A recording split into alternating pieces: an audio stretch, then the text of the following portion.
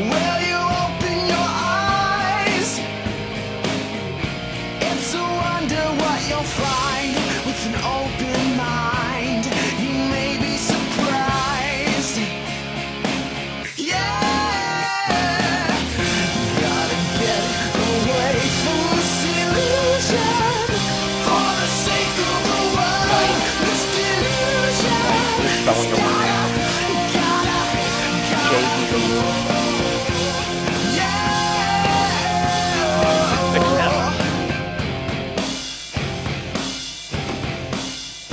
Hey everybody, welcome to the Atheist Experience Live. I'm Matt Dillahunty. This is Jeff, not Jee Dee. I don't know what it is. There was some typo in the opening credits, but it's right there at the bottom. We are live. Today is December 4th, 2011.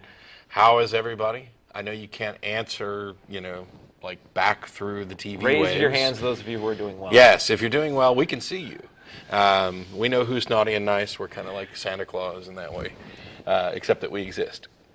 So it's December 4th, 2011. This is my last show of the year, I think. Mine too. Or maybe not. Yeah, because Russell's on. No, I'm on next week. Right. You got one more show. This is my last show of the year. All right.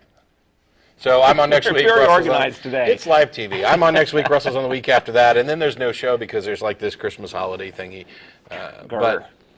And we are a live public access television show. We'll be taking calls, which is going to drive most of the show, and we'll start taking that really quickly. I've got a few regular and irregular announcements to get out of the way real quick. We're sponsored by the Atheist Community of Austin, a nonprofit educational organization promoting positive atheism and the separation of church and state. The ACA has meetings every Sunday at Romeo's on Barton Springs Road, except for the first Sunday of the month when we have our lecture series at the Austin History Center. You can find out more about the ACA at our website, www.atheist-community.org, and there you'll find a calendar of events, frequently asked questions, other ways to contact us. Anybody who doesn't get through today on the telephone or doesn't want to can email tv@atheist-community.org, and that gets to myself, the co-host, some of the people behind the scenes.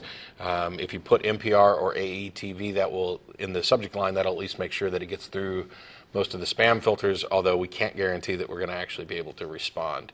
And some people are actually looking for like lengthy dialogues of here's a response, and so we're having these back and forth debates, and I have to put a limit on some of them if it feels like we're not going to make any real progress or anything, because there's just too much email.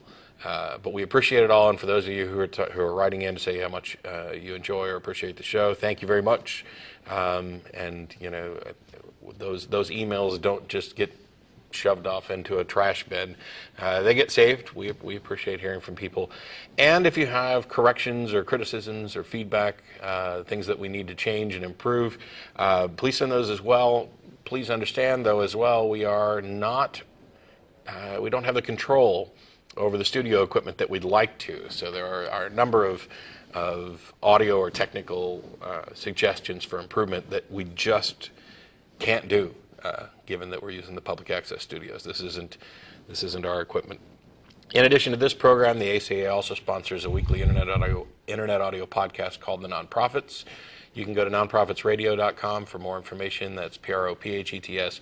Nonprofits has been on hiatus. There will be a show on the 17th, and that will be our finale show for the year for Nonprofits, and then we'll be back after the first of the year to get the ball rolling again.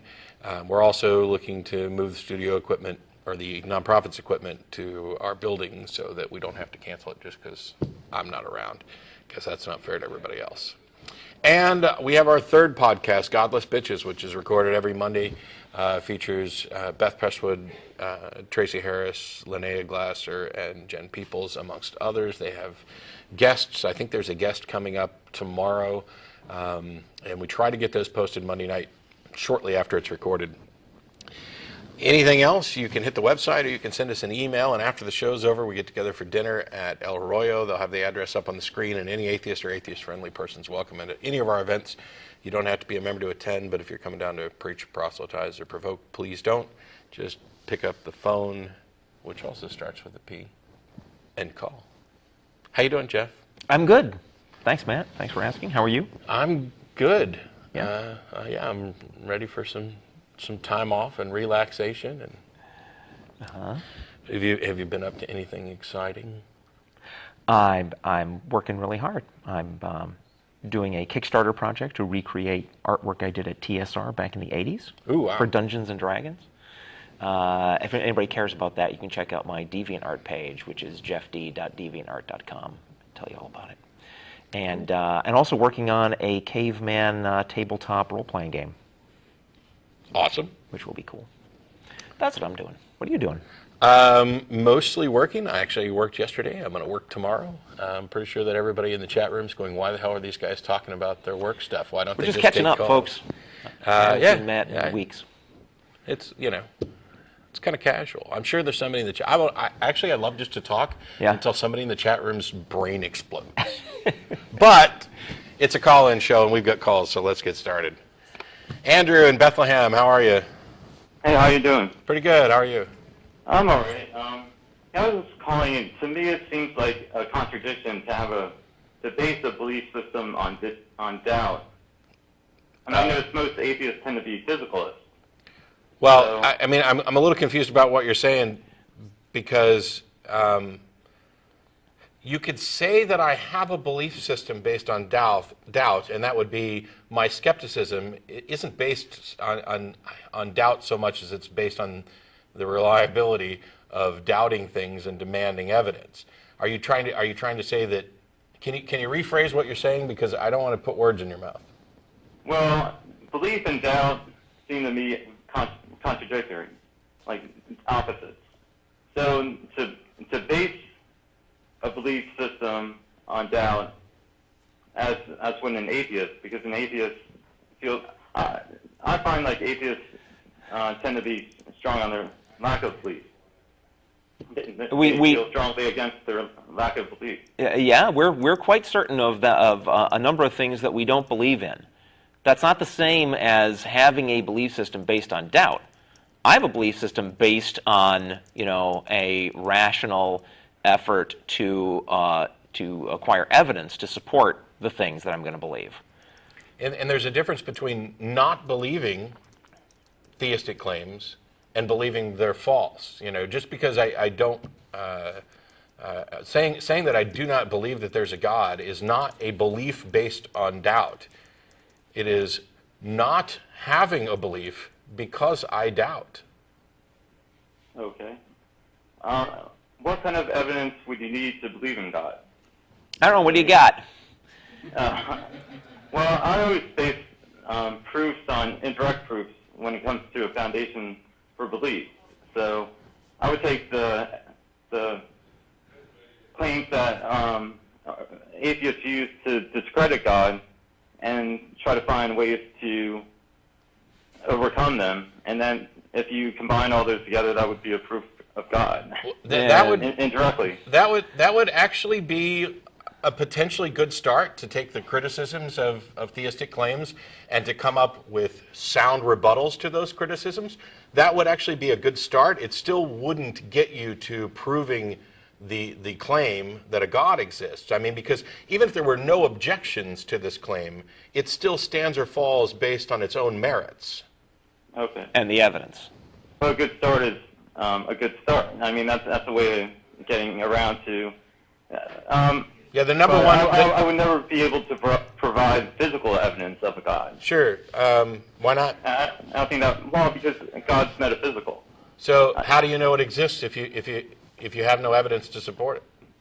Well, if something's metaphysical, it would be beyond space and time, or transcendent. Okay, so the answer is makes it sound like it's supposed to be somewhere high above. But sure. So if it's beyond your detection, what reason do you have to think that it's true? Because a different logic would apply, such as the unity of opposition, because there would be no law of contradiction beyond space-time.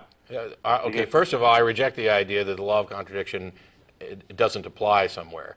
Well, it refers to time. It's everything has to be or not be. My question though is at the same time and in the same respect. My question though is, what reason do you have to believe that it's possible for anything to exist without space and time? Isn't existence also temporal? Well, I would say God would subsist, which would would be like a foundation, like Sure. a purpose for doing something would be. But what reason do you when have? it exists, it would, it'd be something that we would follow because it's something that's we're using as a foundation. Sure. So, but what reason do you have for thinking that that thing is actually true? Well, most religious people tend to have it like an internal. It's something they feel internally, and with the unity of our position, something transcendent would be beyond our detection, but then something internal would be something we strongly feel.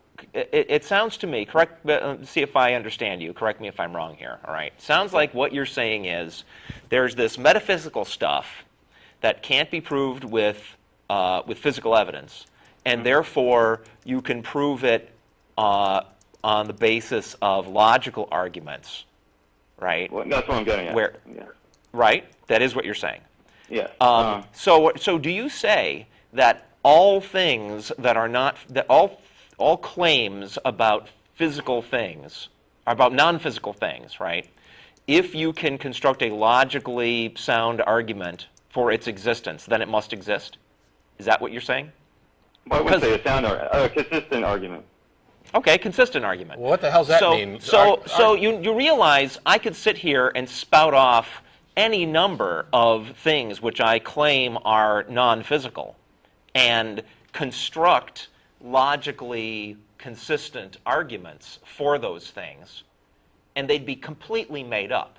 Well, they have to be consistent and sufficient. Because Occam's razor I can easily make up do things not that are multiply entities beyond necessity. The problem with logic is it doesn't in fact tell you anything unless you can establish that the premises you feed into it are true, and that is where physical evidence comes in. You see, right. As soon as you say, well, we don't. I admit that would be that. I mean, if you had physical evidence of God, there would be no free will, because why? That's nonsense. And first of all, what makes you think there is free will? People believe in trees. Andrew, are you aware that there is physical evidence that the world is a sphere? There is, right? Oh, yes. There's physical evidence that the world is a sphere. There is also an organization called the Flat Earth Society. Right. So, the existence of physical evidence does not deny free will. That's ridiculous. Well, yeah. But people are going to extremes when they join the Flat Earth Society. So what? You're saying you just made the claim. You just made the claim that if we had physical evidence of God's existence, we would have no free will. That's not true. Yes. Well, there would be exceptions to anything. Everything has exceptions, especially if someone's whacked out. And if there is an exception to free will, that's called the free part, right? If there is the ability to not free will, if there's an exception to free will, if there's an exception in which you get to believe what you want in spite of physical evidence, that's the free part, and it's still there whether you got the evidence or not. But there would be no challenge to having the will to believe in something physical like a tree. I want to know why any of this matters to the claim of whether or not this is true, because you've said a number of things. First of all, you wanted to chug the idea of sound arguments and go for something that is consistent. Sorry, I don't play that game. Logical arguments are valid and sound. Those are the two characteristics. The fact that you can make up something that's internally consistent doesn't mean a thing, because it has to be consistent with reality. Now, when you start talking about things that exist outside of reality, and you admit that you can have no physical evidence for them, therefore they don't interact, therefore you have no direct way to confirm this, and earlier when asked why people believe this, you said it was because internally they felt it strongly. Why should anybody care whether somebody else feels it strongly? And just because you feel it strongly doesn't mean that it's true. Okay. Well, let me put it this way. Like, a sound argument would be physically proven, I have to admit. But if I want to prove a personal meaning of something to me, or if I want to prove a purpose for my doing something, say my purpose for making this call is just to chat or whatever, how can I prove that? and I couldn't make a sound argument about my purpose for calling something. I could only make a consistent argument. I could only make a sufficient argument, and people would accept that because there's no way I could physically provide evidence of my personal meaning of doing something or. Yeah, we're not challenging you. If you say, you have opinion X, right? You can't provide physical evidence that that is in fact your opinion, but we're also not challenging you on that. And you're not going around demanding that people join organizations and give money or adhere to various metaphysical claims on the basis of your claim that you have that opinion. It's not the same kind of thing with theism, and particularly, like folks like you calling our show trying to tell us why we should believe the same way you do. That then we're going to ask for the evidence, and if you can't give it, then we're going to say, well, we don't believe you, and we're done.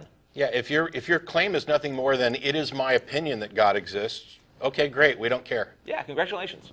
Well, no, it's not my opinion. I mean, it's falls into another domain than proving something like a tree or something like that. No. You just, is it not your opinion that God exists? It's my logical. I mean, it's my opinion based on a sufficient and consistent argument. I'll agree with you, Andrew, that there are claims that can be made that cannot be proved. The answer is tough. Well, tough. The assumption with atheism, it seems to me, is that there is no assumption. Must be physical in order to be proven true. No, there is no assumption. Well, I know it's not. It's a lack of belief. Atheism is a lack of belief, so there's no fundamental system called atheism. But the tendency seems to be that the standard of evidence people wish to have when they call themselves an atheist is physical evidence. No, what you're talking about now isn't atheism. It's skepticism. And skepticism is the position that one should not believe something until it is supported by the evidence. Now my question would be, what kind of evidence? Now you said it depends around reject the consistent argument. Okay, first of all, you keep saying consistent argument and sufficient argument, and you seem to be jumbling all kinds of terms because sufficient tends to apply to necessary and sufficient when you're talking about causal chains, and consistent arguments, we don't care if you can make an internally consistent argument because that doesn't demonstrate anything that's true. When I'm talking about skepticism and saying that the position is, the skeptical, or what skepticism is this idea that one should not accept claims until they've been supported by evidence. And now you want to know, okay, well, what kind of evidence? Well, that depends entirely on the claim. Okay. Different claims require different evidence. If you tell me you have a pet dog, I may be willing to take you at your word. But we could investigate and find out, let's go to your house. Do we see a dog? Do we see evidence of a dog? Do we find dog hairs? Do we find dog turds in the lawn? Do we find dog food? There's a evidence that leads up to let us determine whether or not this claim is most likely true. Does the evidence support our acceptance of this tentatively, because everything is accepted tentatively? That's the part about being both a skeptic and intellectually consistent, which is I'll change my mind if the evidence starts to contradict the claim. However, if you tell me that you have an invisible pet dragon, well, all right, that takes a little bit different evidence. There's a process that we go through when we hear a claim, and it's a bit inductive and a bit intuitive, and it's, okay, who's making this claim? What do I know about them? Are they trying to, do they have some good reason to lie, or are they most likely true? Number two, the nature of the claim itself. How does that compare to what I already know and understand about reality? Does it contradict it? How many things will I have to change about my view of reality if I accept this particular claim? And you go through this entire process, and you proportion your belief to the evidence. Now, when you're talking about a God, and in your case, a transcendent metaphysical God that provides no evidence, then the only rational position is to offer no belief. That's the proportion to the evidence. Well, here's the argument. Like, say, I believe in a cosmic Bigfoot, or a Bigfoot. Okay, you believe in a Bigfoot. Or even an invisible pet dragon. Now, that seems inconsistent just by the claim, because why would there be an invisible dragon? Why would there be a If God? dragon spouts fire, you would have invisible fire too. How do you know this dragon breathes fire? Along those lines. How do you know this dragon breathes fire? I don't know. Keep going. This is kind of pointless. Well, no. Now, if I said God was a pure mind, or a mind, which is what most religions tend to ultimately believe when they go down to the basics, sure. then the mind, to me, seems non-physical. Because when I have a personal meaning of something, how do you jump I from... can provide physical evidence for it. Andrew? So it seems non-physical. No. Yes. Excuse me, Andrew. How do you jump from it's a mind to it's non-physical? Aren't all minds that we know of physical? All minds that we have actual examples of are physical. They exist. They're produced by physical brains. Yes, mind is the product of the brain. How come you just jumped from it's a mind to it's a non-physical mind? What's your evidence for that? Well, neuroscience can never physically demonstrate another person's personal meaning, like firsthand. What? We were talking minds. Let's get back to minds. You said mind. Let's talk about minds. Well, consciousness, mind, it seems to me the same thing. Sure, sure. What evidence do we have of a mind that exists absent a physical brain? How many of those can you point to? That's like asking, have you ever seen a radio wave? No, it's not. No, it's not. It's like asking, have you ever seen a radio wave made of cheese? Or it's like asking if you've ever detected a radio wave and not had it be the product of a radio signal, a radio tower. But the music would still exist. What difference does that make? We're talking about minds here.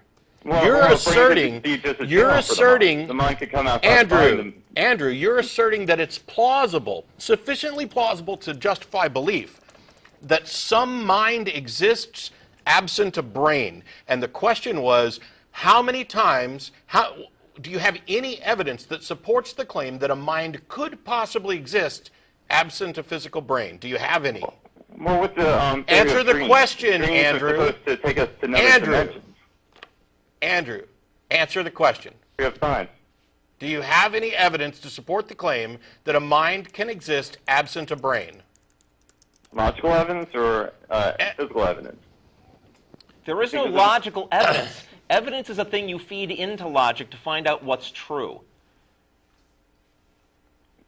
No, I would say logic is the starting point. And then when you find something consistent... I'll take it your answer is no, since you seem desperate to avoid the question. Well, there's no physical evidence of that because there's... Thank you.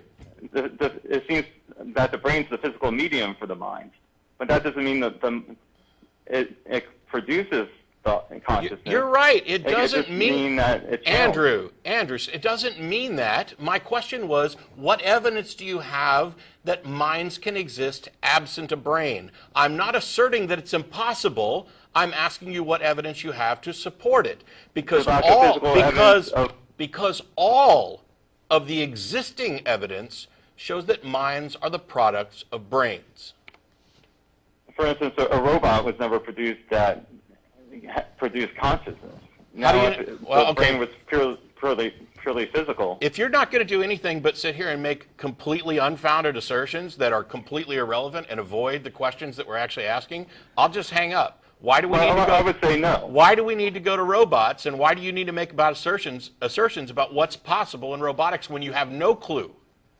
Well, there is no physical evidence that of a mind without a brain. Is that your question? Okay. So why believe that it's possible? Because when I produce consciousness from my brain, I can't physically reproduce it. For another person, it's all done indirectly. Observation of my thoughts from another person's perspective. You're not even listening to the question. You're answering some other question. You just agreed that there's no physical evidence to support the claim that a mind can exist absent a brain. And my next question was, if that being the case, why would you believe that a mind can exist absent a brain? Because the mind, to me, would be non-physical. So all right, we're done. Physical evidence of something non-physical. Come on, man. Let's move on. No, a mind. Got nothing. When you think, you can't produce it for another person to So observe. what? People So what? have You've to- already, How does that- Andrew, you've already agreed that there is no evidence of minds that exist without brains. You've already agreed to this. Why are you now going down this other rabbit hole? It doesn't matter. You're on hold. I haven't hung up. And here's the reason. This is a common communication error that occurs when we're having these discussions. I've asked a very, very, very simple question, and you've offered answers to questions that don't even come close to addressing what we're asking. I said, do you have any reason to think that a mind can exist absent a brain? Do you have any evidence to support this? And your answer is no. My next question is, then why would you believe it? And instead of offering reasons why you would believe it, you went on to describe various ideas and problems about brains. I want to know why you believe this without supporting evidence. That's all I want to know. Well, if you recall at the beginning, I said proofs are established indirectly. I can't offer a direct proof. Good. Then why'd you That call? a mind could Then why'd you exist without call? a brain, Because but this is indirectly. why did you call, Andrew? Because this is nothing more than an opinion. I care about what's actually true. I care about things that are supported by evidence. I do not care about delusions. If we cannot differentiate your claim from a delusion, can you provide me some mechanism by which I can tell the difference between your claim and a delusion? I guess I would have to say that you're jumping to a delusion because what I'm proving here Can you is answer that, my question? It's consistent to have this belief that a mind could. I don't give a brain. crap about consistency. I asked a question. How do I tell the difference between your claim and a delusion? Well, because everyone has the same experience with brains, so no one can offer physical evidence of their personal meaning of something. That has nothing to do Everyone with the would have question this- I just asked. You're done. Woo! I realize that this is his brain spinning in circles desperately because he has no answers to these difficult questions, and he's trying to cling to whatever it is that he believes. We've got to, it would really be nice if we had better ways to address those kind of communication gaps. But other than straightforward, simple questions, I don't know what to do. Yeah. I mean, it's a yes or no question. Yeah. Brandon in Dallas, how are you? Hey, I'm doing good. How's it going, guys? Pretty good. What you got? I just want to first off say that I'm a deist. I believe that Jee Dee rules. Oh, he's a deist. Yeah, that's a funny one. But anyways, hey, Matt, met you at the Free Thought Convention in October. Yeah. And anyways, just want to share just a quick story about a coworker I have at work that recently enlightened. He's a Hispanic guy, and in his mid-30s. He has a tattoo of Jesus on his forearm. So I was a little reluctant to even speak to this guy. And Stephen actually, tell him what I believed about, the afterlife is what we first talked about. But I felt like it was, not even going to be worth any of my time. But anyways, I ended up enlightening the guy, and he's, very happy. He's an atheist. So just wanted to maybe encourage anybody out there to, explain their beliefs to somebody they think that, would be a waste of time. That's really all I got. So he's an atheist now? Yeah. Because of the conversations with you about tattoos? Well, he was raised, of course, Catholic. He went to church for about 3 years, and I think he went from 6 to 9, and he realized he didn't really like it. He's always felt something, really strange about it. But he was into it enough to get a tattoo? What's he going to do with his tattoo now? It's a picture of Jesus crucified, looking off into space, tattoo, hardcore. Okay. So he was that deeply into it, and now he's an atheist. What's he going to do with his tattoo now? I don't know. I know what my suggestion is. Yeah? Don't tell him not to cover it. Just tell him tell him to edit it so that it's like zombie Jesus. Well, man, he's already almost dead anyway, so he kind of looks like a zombie already. That would be fun. But he has 2 kids, and he told me he told me that I changed the way that he wants to raise his kids. I don't have kids, but that's what we need is people to raise their kids a little differently, and teach them how to think, of course, not what to think. And I started off watching you guys, and I love you both, but I'll let you get to the theist, so I'll Cool. get off the line. Thanks, Brandon. Thanks for your call. Thanks, guys. All right, bye. We have, is it Azar in New York? Yeah, this is Azar. Hi, how are you? Good, how are you? Good.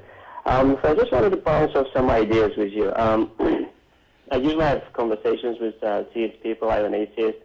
And they usually, when they ask, I mean, I obviously say that I'm an atheist because I don't accept the claims for God, right?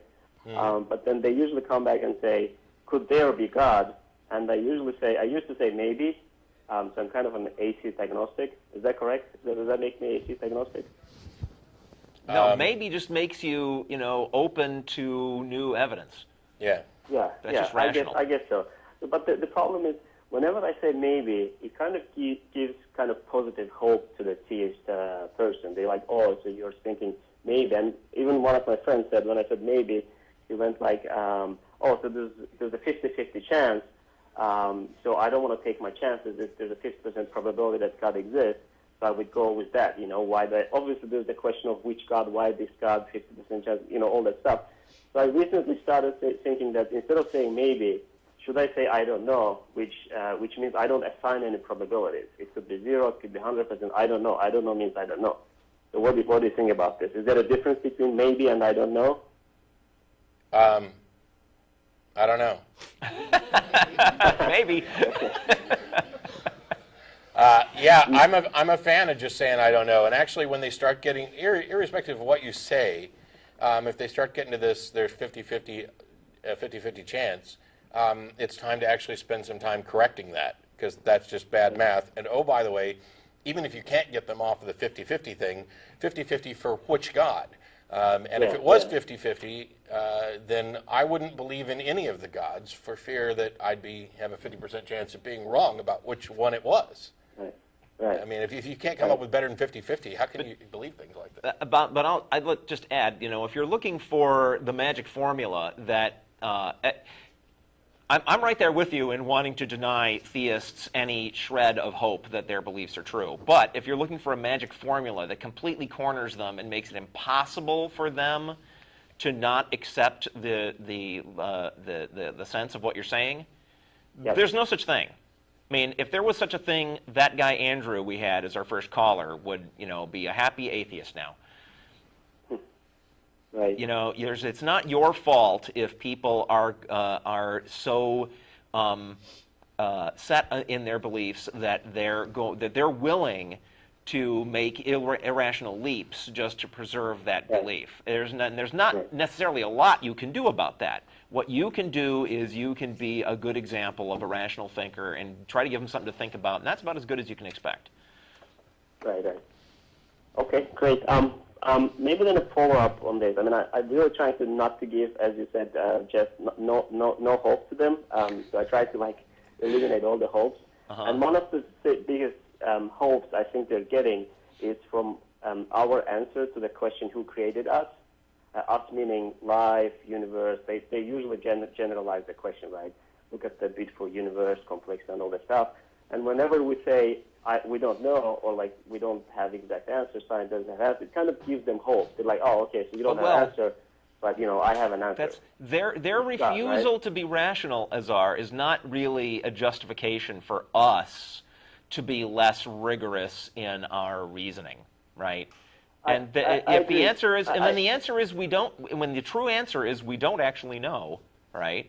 Then we should say that. And if the correct answer is we're not sure, we should say that. Yeah, and I'd go so far as to say I don't know, and I don't think you do either. And if you think you do, then you need to demonstrate it, because I'm at least being honest in saying I don't know, and you seem to, from my perspective, simply be accepting a comfortable delusion so that you don't have to face the unknown. Now, how do I separate your claim from a delusion? Which I've already done once today, but it's important. But I still feel like, what I call the middle class of religion, the big portion of people who are in the religion don't really practice it too much, but they're still in the religion. This question really keeps them in the religion. I take it from my family members, my friends, the reason they are in the religion because they look around even the guy, Banana Man, what's his name? He called, he was like, Ray look Comfort. around you, all the complexity, all the world. Yeah. There must be God. This kind of gives them, and whenever you say, I know, the correct answer is we don't know, but it kind of doesn't give comfort. So I was trying to think, like, is there a way? I think we should come up with a better answer as atheists, to this. I mean, the best answer is, the correct answer is I don't know, but I was thinking, like, maybe we can come up with something else, and I came up with a couple of examples. Maybe you could give me some, develop this idea further. In one case, what I did is I took a pen and dropped it, and I said, who dropped it, right? And they were like, it depends on the person, Some people just blink. They're like, it's just by itself. I'm like, so such a complex process could happen by itself. It's not by itself. It's by natural laws, the laws of physics. So it's such a complex thing. And I start explaining why it's complex. When the pen falls, it actually bends in all different forms. There's friction. There's airflow around it. All the molecules in the earth gravitate. All the molecules or atoms of the pen. It's such a complex process, and you're saying it happened by itself. Or give some other example, like mix two chemicals, right? They react. There's a new chemicals coming out. Does this happen by itself? And then they start thinking that natural processes. The idea is to explain them that natural processes can create pretty complex things. And I sometimes give example of a snowflake. I say, like, who creates snowflakes? I even posted a Facebook question on my profile. I said, who created snowflake? And it was such a great, interesting discussion among people. It's such a perfect structure sometimes, right? Such a perfect symmetry. And then when you have to see who created it, they're not going to claim that, God creates every single snowflake, right? Some of them will. Oh, you'd be surprised. Yeah, and while I appreciate, the various ways you're trying to go about this explanation, and I think they may have some use, at the end of the day, you just keep backing them into the corner until they get back, and actually it can backfire. With the dropping of the pen, ultimately you were responsible for that, and so they can get back to this. Okay, who's ultimately responsible, and who created the laws of nature and the physical laws? Right. And the answer is you're asking the wrong question. You're assuming it's a who, which narrows this. You said that we need to come up with something else as far as like answers to origins and stuff, and I agree. Right. And what we're trying to come up with is the truth, or the best understanding of reality that we can. The other thing that we need to come up with is a way to make this huge segment of the population who are mired in fear and ignorance comfortable with giving that up and acknowledge and embracing I don't know as an answer, so they can help discover the truth about reality, so that there's not just a small contingent of people. This is where religion retards progress, by limiting the pool of people who can participate in inquiry. That's the problem. Okay. All right. Thanks for the answers. I appreciate it. Sure. Thanks for calling. Thanks for calling. Thank you. Bye-bye. As a reminder, since it's like 10 after 5, we got less than 20 minutes left, and we're going to dinner after the show. They'll put the address back up on the screen in a second. And you can also email tv@atheist-community.org if you don't get through today. Steve in Brisbane. How are you? I'm good. How are you? Hi, Steve. Good, thank you. My question today is, what is the experience of an atheist? Or like the show's called The Atheist Experience, so what is the experience of being an atheist? Do you know why they picked the name when they first picked the name? I don't remember. I think it was not meant to refer to some very specific kind of set of things that we go through in life, but just to indicate this is going to be a show about atheists. Yeah, so it's more about giving people a chance to interact with atheists. You can have an experience with an atheist. Right.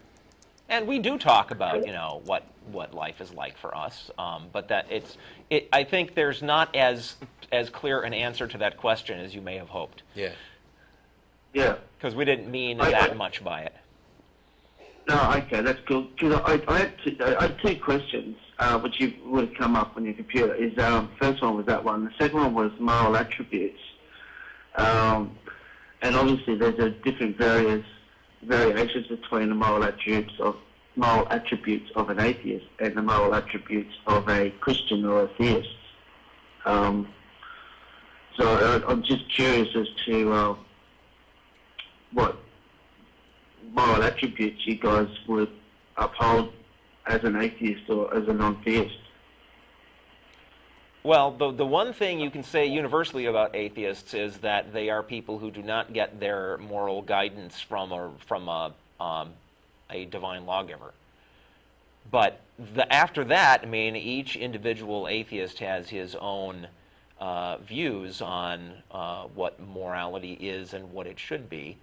I can tell you personally what I think is moral is whatever leads to the most optimal outcome for everyone.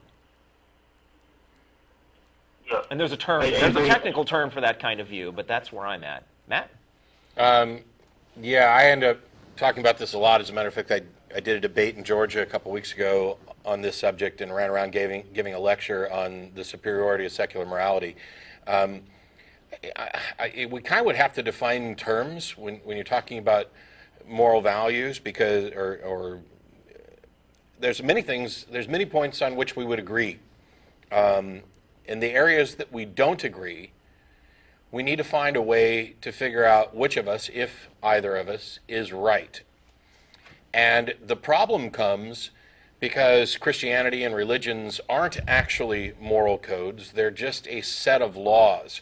And so when it comes down to a disagreement about what you and I might think is moral or immoral, and we have to figure out which one of us is correct, you're going to be stuck pointing to an old book or your personal interpretation of an old book and claiming that there is some divine being who says that this is moral. And I'm going to say none of that carries any weight with me, any more than saying that your dad said it was moral or Captain Kirk said it was moral. I'm more interested in evidence and societal health and which actual positions best benefit individuals and societies that work towards progress, that work towards moral highs on, as Sam Harris would describe it, the moral landscape. And so that creates a really difficult situation. And many Christians and other religionists would like to point at secularists and say, oh, well, you just have this, everybody has their own moral opinions and you have no way of solving these problems. And that's not true. It is only secular morality that has a viable mechanism for settling disputes, and it's discussion, debate, and evidence. It is religions that have no mechanism for settling disputes, which is why it's about conquest and conflict and coercion and conversion. That's the big difference. And so what we find, though, is that by and large, human beings are generally decent and many times share the same ideas about morals until they get influenced by some absurd religious claim. And after that happens, their idea, or because it happens so young, they maybe haven't had a chance to form decent moral compasses and guidelines. And so you have these religious ideas that end up being divisive and hateful and counterproductive. Yep. Yeah, fair enough. I'll be honest with you, I'm a Christian, and I was born and raised into a religious family, but I became a Christian on my own in my early 20s. Mm-hmm. And would you said that we get our moral attributes from a law, that based on that law, so let's say given the Ten Commandments, we find a good moral attribute comes out of that law? No, we don't. I mean, if of the Ten Commandments, you've got a couple that I would agree are pretty good. You know, don't kill, don't steal. But the first handful are all. Yeah. The first handful aren't moral laws at all. They're about remembering your God, keeping the Sabbath. I'm okay with honoring thy father and mother as long as they actually deserve it. Not every parent actually does, although, you know. Coveting, I don't find coveting to be a negative or something that's immoral. As a matter of fact, I'd say the bulk of society is driven by coveting, by keeping up with the Joneses and trying to better yourself. I want a life that somebody else has, so I'm going to work harder so that I can get that kind of life. Right. The problem is when you in response to your coveting, you go ahead and take that thing that doesn't belong to you, but that is already covered by the stealing. Exactly. So I don't know. That's right. Yeah, I don't know what people find that fascinating about the Ten Commandments. As a matter of fact, if you go to the New Testament, when Jesus is asked about the Ten Commandments, he doesn't bother to cite all of them. He lists a couple, and I don't even agree with the couple that he bothered listing. But Yeah, because that was about love the Lord your God and do unto others as they have done to you. Yeah. If I remember correctly, exactly what it was. So, yeah, it's interesting. Like I know, like you said before about you did sexual morality and sexual health. I was talking about secular, not sexual.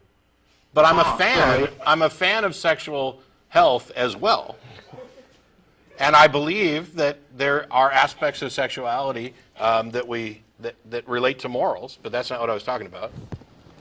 Oh, okay. So I thought that's what I heard. But, No, as secular. I'm Yeah, secular as in non-religious. right. Okay. Cool. Excuse me. Can I go to? Well, let's go about sexual morality. I guess that's probably a good extreme or a good facet or something to talk about. Sorry, I'm not good with words. As atheists, we know that, like, from my perspective, it seems like you talk a lot about sexual freedom, such as freedom between, the same sexual rights between homosexuality and heterosexuality. And as a Christian, as you know, we totally disagree with the whole homosexuality concept. Yeah, and why? Natural. Some of you do. Yeah, but I mean, if you're sticking with what the Bible actually says, so my thing is why? Well, I personally don't know where sexual diseases came from, but I know and stuff like that. But I do think that sexual diseases, like homosexuality and Wait. You said sexual diseases like homosexuality? That's not a disease.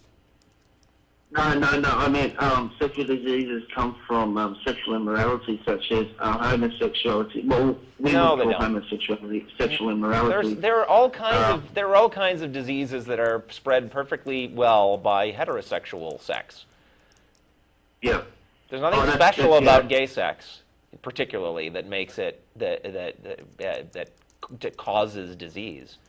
You know, we have this germ theory of disease, and we have viruses, and they don't discriminate as to who's being moral or immoral or who's following which holy book. Yeah, but in any case, you know, let's cut to the chase. I think where you're going is, oh well, there's more. Let's just say there's more disease with gay sex. So you could be going in that direction, and maybe that's accurate, and maybe it's not. But it's also not terribly relevant, because morality, your morality, does not come from looking at the consequences of actions and judging actions on the basis of their consequences morally. Your morality comes from an interpretation of the ancient book.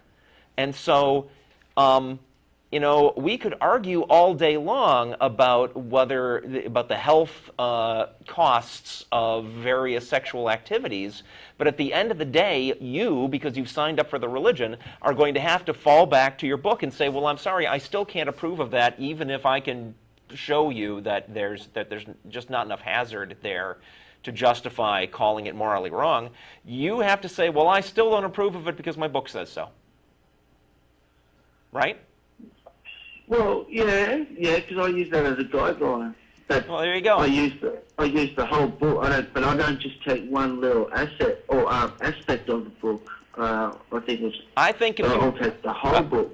I think where we're coming from, Steve, where we're coming from is you shouldn't be taking any little aspects of that book, because what matters are the consequences of the actions. It does not matter what that book says at all, so on any level. level. What we should be doing is making our own decisions for ourselves as an individual person. There you go. What you're saying. And as a society. Yeah. Yes, absolutely. So does that mean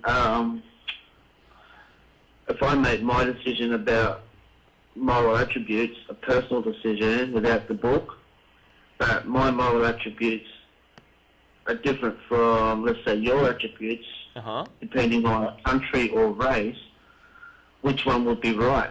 Yeah, I addressed this a couple minutes ago when I said that one of the common objections is that secular morality doesn't have a mechanism to deal with these differences. It does, in fact. And no, I am not a moral relativist. I don't think that morals are right or wrong because of a society. That, for example, if your society says that female genital mutilation is good, then it must be good. No, it's still wrong. I am okay with the idea of moral absolutes in a limited context, within the context of the situation and the fact that we're dealing about primarily human beings and thinking minds. These things are all dependent on physical laws. And while we may not know everything, and we may not be able to assess the consequences of every situation right off the bat, that doesn't mean we don't know anything. And so if you start saying that in your mind it's morally correct to go around slaughtering people, I have to question what you mean by moral. Because by anything that we would actually consider moral, we can demonstrate that running around slaughtering people does not lead to a positive result for the person slaughtering or the societies that allow this or the people who have been slaughtered. So this is a complex scenario that you have to actually assess. And this idea that, oh, well, I can say this is moral and you can say this is moral and now we're stuck. Yeah, I addressed that like 10 minutes ago because it's just not true. You base your decisions and you base your moral opinions on evidence and the consequences of actions. And yeah, you have to weight some things. You have to say, well, you know, you begin with very simple things like death is generally preferable to life and health is generally preferable to sickness. And you begin with those and you build. And sometimes when those come in conflict, there are individual decisions to be made. For example, death may actually be preferable to life if you are so sick and in pain and there's no option for recovery. Death may be the preferable thing. But that isn't, that when we talk about morals, we're actually more talking about rules of thumbs and general guidelines and then assessing each individual situation separately. Doesn't mean we don't have, I likened it to a chess game. If you pull up a chess game mid-game and ask 100 grandmasters what's the best move, you may get one answer if there's one obvious best move in game X. But in game Y, you may get a bunch of different answers, and some of them are going to be correct, and some of them are going to be wrong, and you may get different answers that are equally correct because they both lead to good outcomes. But to look at that and say, well, we don't know what's correct, therefore we shouldn't play the game or we can't make a move, that's just nonsense. Yeah, that's fair enough. That's a pretty good answer. I like that answer. Great, thanks. Yeah, so... Anyway, what if, hey, Steve? let's say, all right, Steve, I'm going to go to an extreme because I'm definitely against violence and all that. But let's say the slaughtering of a lot of people was for the benefit of your society, health-wise and economically, to get rid of, let's say, get rid of one minority group to benefit another one, would that be classified as morally good? Or are we saying, no, it's not morally good because we're denying that other minority group the right to enjoy their life as they are? Well, let me ask you, how would you go about determining that it's actually to the benefit of the group doing the slaughtering? Well, if I was going to make that decision, like as a dictator or whatever, I would have to look at going to benefit my people economically. How? How can you know that? It's going to, for food production, possibly, maybe more food for my group of people. People who are really able to work, physically work, and do the jobs that are required that need to be done.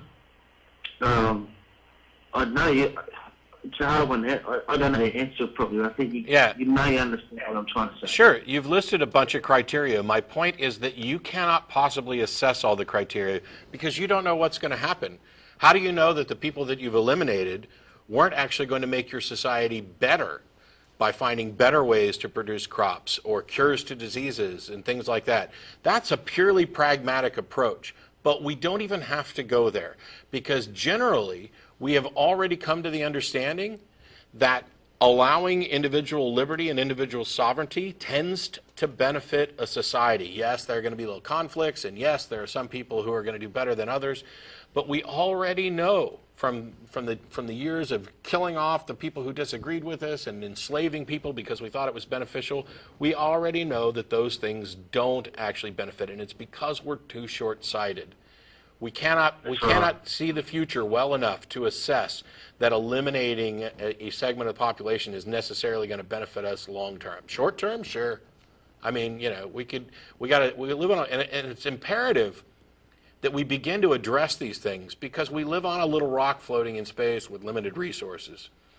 And there are real issues that are going to come up, and there are people who are going to try to make arguments like that. And we can fall back on foundational principles about individual rights and sovereignty. And if we begin there and work outwards, we have to solve problems in a way that benefits everybody. Yeah, I agree with that. Cool. Yeah, I agree with that. Look, thank you for. I don't want to take up too much more of your time. Because we don't have that. A minute and a half. Yeah, it's a personal opinion. I do think that personally the Bible does offer some really good insights from us. Gee, I gotta let you go. They're sorry about that. Take care. Stream ad has just come on. Yeah, and I had to let you go. I apologize. Really quickly, Vaughn in Houston, the answer to your question is I don't know. Okay. Vaughn asked which religion is closest to being... I waited an hour. Y'all are douchebags. Oh, okay. Thank you. In that case, I won't give you the long answer, douchebag. I tried to get you in with the last couple seconds of the show so that you would get an answer to your question, and now screw you. I don't care to answer your question, douchebag. Anyway, thanks everybody for tuning in. There's a list of people who make the show happen. It's that guy that worships me because I, in fact, actually exist. How's that? Yay. There's the folks who make the show happen. We'll be back again next week. Is it me next week or Jeff next week? I don't know. It's not me. It's me next week, but it's not Jeff. Thanks much. Right. And we'll see you then. Bye-bye. Bye, folks.